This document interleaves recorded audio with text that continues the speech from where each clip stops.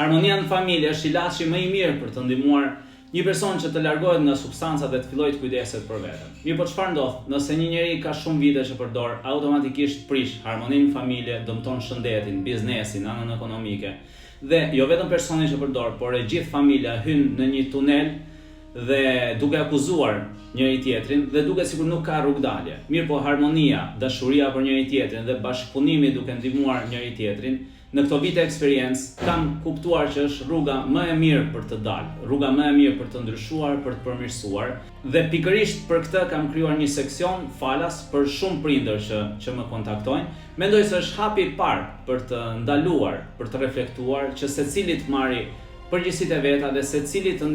fillojë të ndihmoj njëri tjetrin për gjetur rrugën më të mirë dhe sa më të shpejt për të dalë nga kjo situatë. Siç thash, pa gjetur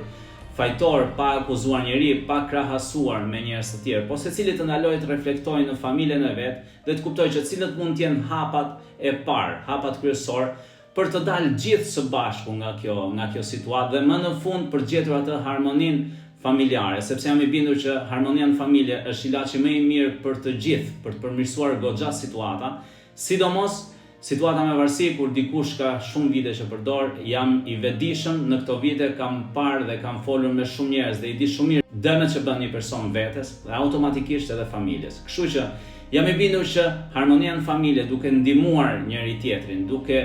mos e gjykuar atë njeri që është përdorues, por duke gjetur rrugën më të mirë për të dalë nga ajo situatë, sepse është një situatë që përfshin automatikisht të gjithë. Kam krijuar një seksion falas sepse shumë prindër më kanë kontaktuar. Kështu që nëse je në një situatë vështirë, mundet më shkruash në privat dhe ta dërgoj. Mendoj se do jenë hapat e parë për të ndaluar, për të reflektuar dhe për të kuptuar se cilat janë përgjegjësitë e secilit për të ndihmuar njëri tjetrin, pa gjykuar, pa krahasuar, pa gjetur fajtor, por duke u përqendruar te cila është rruga më e mirë për të dalë dhe për të zgjidhur një problem që përfshin gjithë familjen.